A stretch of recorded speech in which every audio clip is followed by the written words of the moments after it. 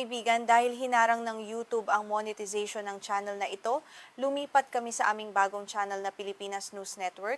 Makikita ang link sa pin comment sa ibaba, pakisubscribe at samahan ninyo kami roon. Maraming salamat sa inyong suporta. Sa loob ng wala pang isang buwan, isa sa mga pinakamalalaking simbolo ng kapangyarihang pang-enerhiya ng Russia ang tuluyang naharap sa isang sitwasyong napakahirap ng ituring ng Moscow bilang magkakahiwalay o ordinaryong insidente lamang. Nagsimula ito nang ang higanteng pasilidad sa Volgograd ay ganap na huminto sa pagproseso ng krudo na sinundan naman ng pag-atake sa perm na matatagpuan ng mahigit 1,500 kilometro sa loob mismo ng teritoryo ng Russia. At noong ika-26 ng Agosto ng taong 2026, ang North Sea na siyang ika-4 sa pinakamalaking refinerya ng langis sa buong bansa at ikalawang pinakamalaking tagagawa ng gasolina ay napilitan ding magsuspinde ng operasyon matapos tamaan ng mga Ukrainian Long-Range Unmanned Aerial Vehicle o UAV. Dahil sa pagtigil ng North Sea, ang tatlong pangunahing refinerya ng higanteng kumpanyang Lukoil sa loob ng Russia ay sabay-sabay nang napunta sa kalagayan ng ganap na paghinto sa pagproseso ng krudo.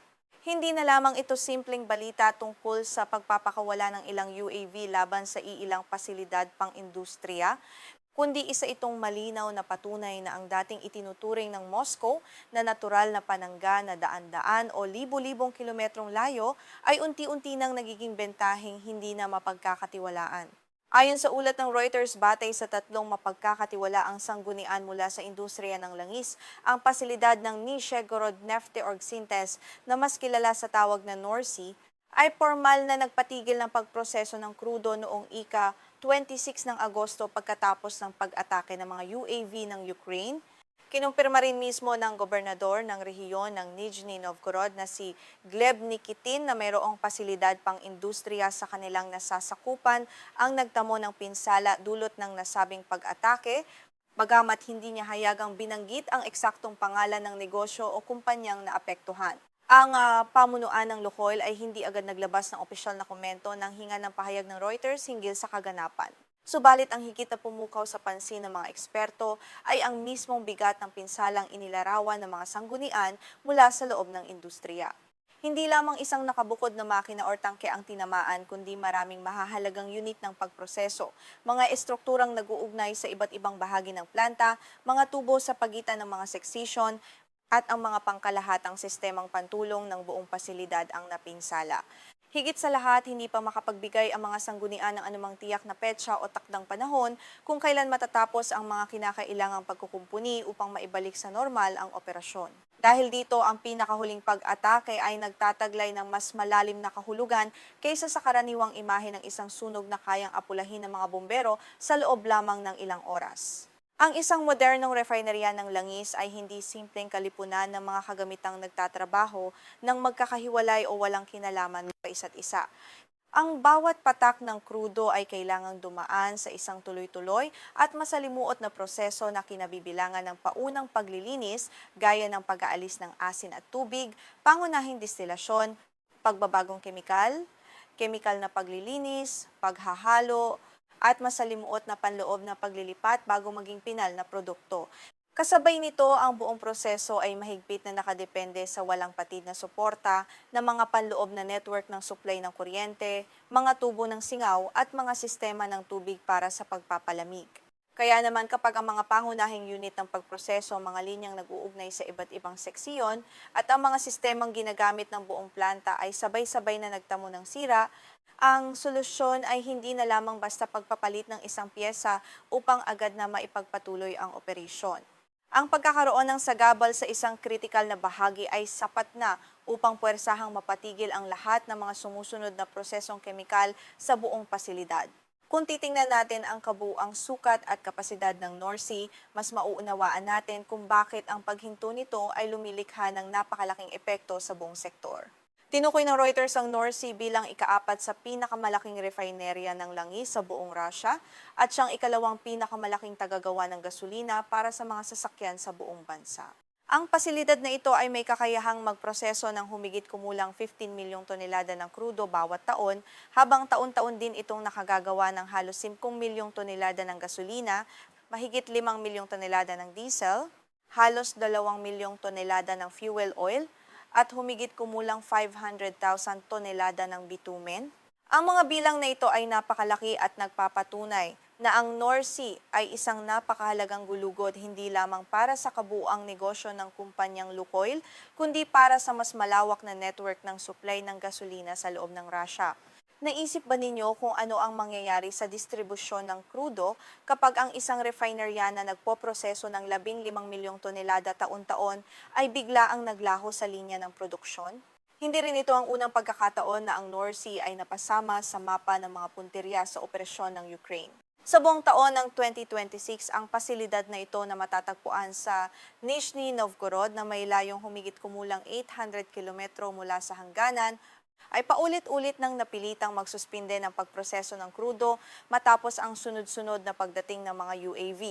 Naitala ang mga naunang pagkaantala sa operasyon nito noong ika-5 ng Abril, ika-20 ng Mayo, ika-23 ng Hunyo at ika-2 ng Hulyo bago pa man naganap ang pinakahuling pag-atake noong ika-6 ng Agosto.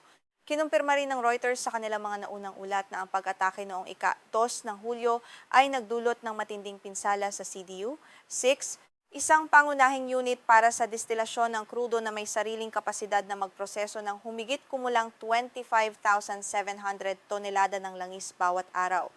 Ang kapasidad na ito ng CDU-6 ay katumbas na ng mahigit sa kalahati ng kabuuang kapasidad sa pagproseso ng buong planta ng North Sea na nagpapakita kung gaano kabigat ang bawat tama sa naturang unit. Kung susuriin mula sa pananaw ng pangkalahatang estratehiya, ang mismong paulit-ulit na pag-atake ang siyang lumilikha ng pinakamabigat na pressure sa panig ng Russia. Hindi kailangang ganap na patagi ng Ukraine ang isang complex ng refinerya na nagkakahalaga ng bilyon-bilyong dolyar sa pamamagitan lamang ng isang bagsakang pag-atake. Kung ang isang pasilidad na katatapos pa lamang kumpunihin ay muling mapipilitang huminto, at kung ang mga bagong ikinabit na mamahaling kagamitan ay mulit-muling tatamaan ng mga UAV, ang tunay na gastusing pang logistics at pang ekonomiya ay patuloy na maiipon sa paglipas ng panahon. Kasama sa naiipong pasanin na ito ang tuluyang pagkawala ng nakatakdang produksyon, ang tumataas na gastusin sa pagkukumpuni, ang limitadong bilang ng mga dalubhasang teknikal na tauhan, ang matagal na pagkatingga ng mga makina, ulang at ang lumalaking pangangailangan na magtalaga ng karagdagang mga sistema ng depensang panghimpapawid sa mga rehiyong dati ay hindi naman itinuturing na bahagi ng pangunahing larangan ng labanan. Matapos ang pinakahuling paghinto ng operasyon sa North Sea, iniulat batay sa impormasyong ibinahagi ng United 24 na ang Lukoil ay hindi nag-alok ng mga bulto ng gasolina para sa mga sasakyan, diesel o iba pang kaugnay na produktong petrolyo mula sa North Sea sa St. Petersburg International Mercantile Exchange o SPMEX noong araw ng Miyerkules. Sa unang tingin, maaaring magmukha itong isang maliit na detalye lamang kung ikukumpara sa mga kaganapan sa aktibong larangan ng digmaan, subalit napakalaki ng implikasyon nito kapag sinuri ang kabuuang daloy ng supply. Ang isang matagumpay na pag-atake ng UAV sa Nizhny Novgorod ay halos agarang nagiging sanhi ng biglaang pagkawala ng bulto-bultong supply ng produktong petrolyo mula sa pakyawang pamilihan ng bansa. Kapag nawala ang supply mula sa ikalawang pinakamalaking tagagawa ng gasolina, lumilikha ito ng matinding kakulangan sa ilang lugar at pressure na muling isaayos ang distribusyon sa mga pipeline at network ng riles na kailangang maghanap ng alternatibong pagkukunan. Ang pagtigil ng North Sea ay nagsilbing huling piraso sa isang sunod-sunod na serye ng mga pangyayaring labis na naglagay sa kumpanyang Lukoil sa isang alanganing sitwasyon, bago pa mang ang insidente sa Nizhny Novgorod. Ang refinerya sa Volgograd na matatagpuan sa katimugang bahagi ng Russia ay ganap nang nagpatigil ng lahat ng pagproseso ng krudo simula pa noong ika-31 ng Hulyo ng taong 2026 matapos sumiklab ang isang malaking sunog na direktang idinulot ng pag-atake ng UAV.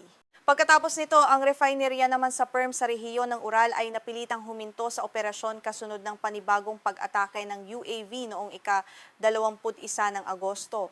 Nang sumapit ang ika-26 ng Agosto at natamaan ang North Sea, formal nang nakumpleto ang pagkaparalisa ng buong grupo. Batay sa konklusyon ng Reuters, dahil sa sunod-sunod na kaganapang ito, ang lahat ng malalaking refinerya ng langis ng Lukoil sa loob ng Russia ay sabay-sabay nang hindi nakapagpapatuloy ng operasyon. Ang refinery sa Volgograd ay isa ring napakalaking pasilidad sa sarili nitong kapasidad. Ayon sa datos ng Reuters, ang pasilidad na ito ay nagproseso ng humigit kumulang 13.5 milyong tonelada ng krudo noong taong 2024 at ang ganap na pagkatigil ng infrastruktura nito para sa destilasyon ng krudo mula pa noong katapusan ng Hulyo dahil sa sunog ay nagdulot ng malaking bawas sa kabuuang kapasidad ng bansa sa pagproseso ng mga produktong petrolyo. Ipinapakita nito na ang opensiba ng Ukraine ay hindi lamang nakatuon sa isang partikular na heograpiya, kundi sabay-sabay na lumilikha ng matinding pagkaantala sa mga pasilidad na nakakalat sa iba't ibang panig ng malawak na network ng mga refineria ng Russia. Paano nga ba maipagtatanggol ng isang estado ang lahat ng mga higanteng pasilidad na ito kung ang mga pag-atake ay dumarating mula sa iba't ibang direksyon at distansya? Subalit ang refineria sa Perm ang siyang pinakamalinaw na nagpapakita ng pambihirang layo na kaya ng marating ng mga Ukrainian UAV sa kasalukuyan. Ang planta ng Lukoil Permnefteorg Syntes ay matatagpuan ng mahigit 1,500 kilometro ang layo mula sa hangganan ng Ukraine na may kabuuang taunang kapasidad na humigit kumulang 13.1 milyong tonelada ng langis. Batay sa masusing pagsusuri sa mga larawang kuha ng satellite na inilabas ng independiyenteng proyektong Dnipro-Osynt noong ika-25 ng Agosto, tinatayang humigit kumulang 86% ng pangunahing kapasidad ng planta sa pagproseso ng krudo ang posibleng tuluyang naalis sa operasyon matapos ang mga kamakailang pag-atake, nakatumbas ng humigit kumulang 11.3 milyong tonelada ng krudo bawat taon. Mahalagang linawin at bigyang diin na ito ay isang pagtatasa batay sa Open Source Intelligence o OSINT at sa mga larawang kuha ng satellite at hindi opisyal na datos mula sa pamunuan ng Lukoil o ng Estado ng Russia. Kaya nararapat itong unawain ayon sa kalikasan nito bilang isang independenteng pagtatansya. Gayunpaman, ang mga teknikal na detaling nakapaloob sa likod ng pagtatantiang iyon ang siyang dahilan kung bakit labis na nakatutok ang mga eksperto at tagasuri sa nangyari sa Perm. Isa sa mga pinakamalalang unit na napinsala ay kinilala bilang AVT-5, isang atmospheric vacuum tube unit na may sariling kapasidad na magproseso ng humigit kumulang 4.53 milyong tonelada ng langis bawat taon. Ipinakita sa pagsusuri ng mga larawang kuha ng satellite na ang mga tore ng destilasyon sa loob ng complex ng AVT-5 ay nagtamo ng malubhang pinsala, kasama na ang mahalagang infrastruktura para sa pag-aalis ng asin at tubig sa krudo. Ang mga kagamitang ito ang mismong bungad at unang yugto sa buong proseso ng pagdadalisay ng petrolyo. Kung ang krudo ay hindi maproseso sa pangunahing yugto ayon sa itinakdang kapasidad ng disenyo nito, ang lahat ng mga sumusunod na unit para sa karagdagang pagproseso, kahit pa nananatiling buo at walang anumang sira, ay hindi rin makagagana ng normal dahil sa kawalan ng angkop na naprosesong hilaw na material. Hindi lamang ang AVT.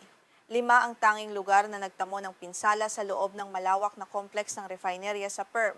Sa unit ng AVT-4 na may kapasidad na humigit kumulang 4.94 milyong tonelada bawat taon, ipinakita ng mga imahe mula sa satellite ang mga gawaing pagkukumpuni at mga construction cranes sa paligid ng pasilidad na itinuring ng Dnipro-Osynt bilang malinaw na indikasyon na ang naturang unit ay nagtamo rin ng pinsala. Isa pang crane para sa pagkukumpuni ang namataan malapit sa AVT, 1, isang unit na may taunang kapasidad na humigit kumulang 1.83 milyong tonelada na nauna na ring napaulat na nagkaroon ng sunog matapos ang pagtama ng UAV. Kapag pinagsama-sama ang kapasidad ng tatlong unit na ito, ang AVT-5, AVT-4 at AVT-1, nagiging napakalinaw kung bakit umabot sa napakataas na antas ang independenteng pagtatansya hinggil sa pagbagsak ng pangunahing kapasidad sa pagdadalisay ng krudo sa Perm. Dito pumapasok ang mismong kahinaan na sinasamantala ng Ukraine sa pamamagitan ng disimetrikong pakikidigma. Ang Russia ay nagtataglay ng napakalawak na teritoryo, isang dambuhalang network ng infrastrukturang pang-enerhiya at isang malawak na arsenal ng depensang panghimpapawid. Subalit ang mismong heograpiya at laki na ito ang lumilikha ng isang napakahirap na problemang pandepensa para sa Moscow. Imposible para sa Moscow na maglagay ng magkakaparehong kapal na mga sistemang panlaban sa himpapawid na may maikli hanggang katamtamang saklaw tulad ng Pantsir S-1 o Tor sa paligid ng bawat refinerya ng langis, imbakan ng gasolina, paliparan, pagawaan ng armas, at sentrong pang-logistics na nakakalat sa milyon-milyong kilometro kwadrado ng kanilang lupain. Sa bawat pagkakataon na ang isang UAV ng Ukraine ay lumilitaw ng mas malalim sa loob ng teritoryo ng Russia, napipilitan ang pamunuan sa Moscow na pumili kung aling pasilidad ang dapat bigyan ng proteksyon. Nangangahulugan ito ng pagpapatibay sa depensa ng isang lugar ay maaaring magbawas sa proteksyon ng iba pang mahahalagang punteriya o ng mismong pangunahing larangan ng labanan. Ipinapakita rin ng kampanyang ito na sistematikong inililipat ng Ukraine ang bigat at presyur ng digmaan pabalik sa mga pasilidad na direktang sumusuporta sa ekonomiya at mga pangangailangan ng militar ng Russia. Hayagang inilalarawan ng pamahalaan sa Kiev ang mga pag-atake sa infrastrukturang pang-enerhiya ng Russia bilang isang sadyang hakbang upang pahinain ang kakayahang pinansyal at pang-logistics na ginagamit ng Moscow upang suportahan ang kanilang sandatahang lakas. Naitala ng Reuters na sa mga nakaraang buwan, kapansin-pansin ang malawakang pagdami ng mga pag-atake ng Ukraine sa mga refinerya ng langis at pasilidad pang-enerhiya ng Russia mula sa Volgograd, Saratov, Ryazan at Syzran hanggang sa Perm, Tyumen, North Sea at iba pang mahahalagang lokasyon sa loob ng bansa. Ang pinakamahalagang aspeto rito ay ang katotohanang ang kabuuang epekto ay hindi lamang nasusukat sa bilang ng mga bariles ng langis na nawawala sa loob ng isang araw. Kapag ang isang malaking planta ay napilitang magsara, ang bulto ng krudo ay kailangang muling idirekta patungo sa iba pang gumaganang pasilidad o kaya naman ay sa mga terminal na pang-export sa dagat.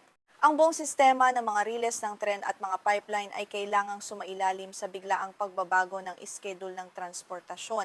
Ang mga natitirang refinerya na patuloy na gumagana sa rehiyon ng Volga o Siberia ay kailangang sumalo ng karagdagang mabigat na karga upang matugunan ang kakulangan sa produksyon. Kasabay nito ang supply ng gasolina, diesel at iba pang mahahalagang produktong petrolyo ay kailangan muling ipamahagi sa pagitan ng iba't ibang rehiyon upang maiwasan ang malawakang krisis sa lokal na pamilihan. Bukod pa rito, napipilitan ng Moscow na maglaan ng mas maraming radar, mga sistema ng electronic warfare, mga tauhang panseguridad at mga mamahaling kagamitang pandepensa sa himpapawid upang bantayan ang kanilang naglalakihang pasilidad pang-enerhiya. Kahit pa magtagumpay ang Russia sa pagkukumpuni ng mga nasirang pasilidad, hawak pa rin ng Ukraine ang isang napakalaking bentahe sa larangang ito. Ang isang refineria ng langis na matagumpay ng narating at tinamaan ng UAV ay hindi na maaaring ituring na ligtas matapos lamang maibalik ang operasyon nito. Ang Norsay ang pinakamalinaw na halimbawa ng katotohanan ito. Ang patuloy na paglitaw ng North Sea sa listahan ng mga refineryang napilitang pansamantalang huminto noong Abril, Mayo, Hunyo, Hulyo, Mana at muli nitong Agosto ng 2026 ay nagpapatunay na ang problema ng Moscow ay hindi nagtatapos sa oras na maapula ang sunog. Pagkatapos ng bawat matrabaho at magastos na pagkukumpuni, palaging nananatili ang malaking tanong, kailan muling babalik ang mga UAV? Ang matagumpay na pag-atake naman sa Perm ay nagpapadala ng mas matinding mensahe sa pamunuan ng Russia. Ang distansyang mahigit 1,500 kilometro ay nangangahulugan na ang mga industrial na pasilidad na matatagpuan sa kaibuturan ng teritoryo ng bansa na dati ay itinuturing ng Moscow bilang ligtas na likuran o estratehikong lalim ng depensa ay kailangan na ring maghanda sa banta ng posibleng pag-atake. Kung mapapanatili ng Ukraine ang kanilang kakayahan sa paggamit ng mga long-range UAV sa sapat na dami at regularidad, ang Moscow ay hindi na lamang magtutuon sa pagbabantay ng mga rehiyong malapit sa hangganan, kundi mapipilitan itong palawakin ng husto ang kanilang network ng depensa sa paligid ng mga pangunahing sentro ng langis at industriya sa malalayong rehiyon ng bansa. Para sa panig ng Ukraine, ito ang isa sa pinaka-epektibong paraan upang magamit ang modernong teknolohiya ng UAV upang punan ang malaking agwat sa sukat ng ekonomiya at tradisyonal na puwersang militar. Hindi kinakailangan ng Kyiv na magkaroon ng isang dambuhalang estratehikong hukbong panghimpapawid na kapantay ng sa Russia upang makalikha ng matinding presyur sa mga puntiryang nasa layong libu-libong kilometro mula sa hangganan. Ang mga long-range UAV na nagkakahalaga lamang ng libu-libong dolyar bawat isa, kung ikukumpara sa napakamamahal na mga eroplanong pandigma o cruise missile, ay nagbibigay daan sa Ukraine na puwersahin ang kalaban na gumamit ng mga mamahaling sistemang pandepensa upang bantayan ang isang napakalawak na espasyo. Ang ganitong paghahambing sa halaga ng armas at pinsalang maaaring maidulot nito ay labis na pabor sa mga disimetrikong operasyon ng Kyiv.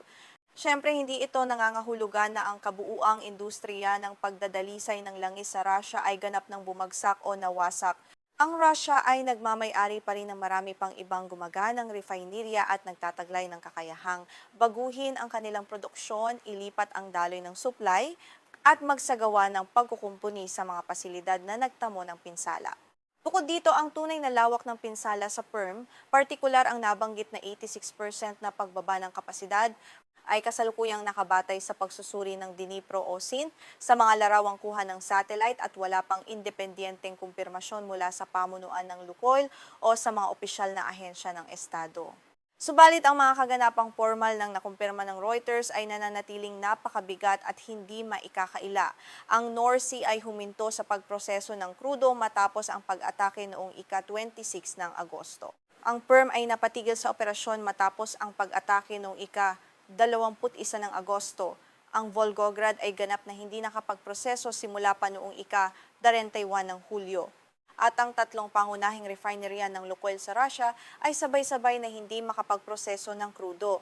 Kaya naman ang pinakamalaking tagumpay ng Ukraine sa kasalukuyang yugto ay hindi lamang nakasalalay sa paglikha ng isang napakalaking pagsabog na kapansin-pansin sa video, kundi sa kanilang napatunayang kakayahan na puwersahin ng isang higanteng kumpanya ng langis na patuloy na tumugon sa mga sunod-sunod na pag-atake na nagaganap sa mga lokasyong daan-daan at libu-libong kilometro ang layo sa isa't isa. Ang isang UAV na makalulusot sa depensang panghimpapawid ay maaaring magdulot lamang ng limitadong sunog sa simula.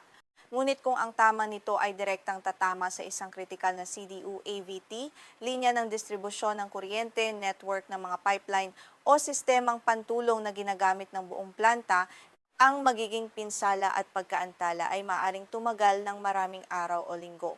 At kung ang mga pag-atake ay patuloy na mauulit bago pa mangganap na matapos ang mga pagkukumpuni, ang pressure sa logistics at pananalapi ay tuloy-tuloy na magpapatong-patong sa buong sistema. Mula sa North Sea patungo sa PERM at hanggang sa Volgograd, pinatutunayan ng Ukraine na ang dating ligtas na sentro ng enerhiya ng Russia ay hindi naganap na protektado laban sa kanilang mga opensiba. Ang isang refineryang tinamaan ay maaaring ituring na isang hiwalay na insidente, subalit kapag ang sunod-sunod na malalaking pasilidad ng iisang higanteng korporasyon ay sabay-sabay na napipilitang magpatigil ng operasyon, ito ay nagiging malinaw na palatandaan ng isang mas malalim at sistematikong problema sa depensa at infrastruktura. Ang labanan sa kasalukuyan ay hindi na lamang nagaganap sa mga trintsera sa pangunahing larangan ng digmaan sa silangang bahagi ng Ukraine, kundi umaabot na rin sa mga tore ng distilasyon, mga pipeline at mga refineryang nasa kaibuturan ng teritoryo ng Russia. At sa bawat karagdagang araw na ang mga pasilidad na ito ay nananatiling nakatigil sa pagproseso, napipilitan ang Moscow na maglabas ng higit na maraming pondo, karagdagang mga sistema ng depensang panghimpapawid, mas maraming teknikal na tauhan, at mahalagang oras upang mapanatiling tumatakbo ang kanilang pambansang makinarya sa enerhiya. Ano sa palagay ninyo hanggang kailan kakayanin ng depensa ng Moscow na protektahan ng kanilang malalawak na pasilidad kung patuloy na lalawak ang mararating na mga disimetrikong pag-ataking gumagamit ng UAV?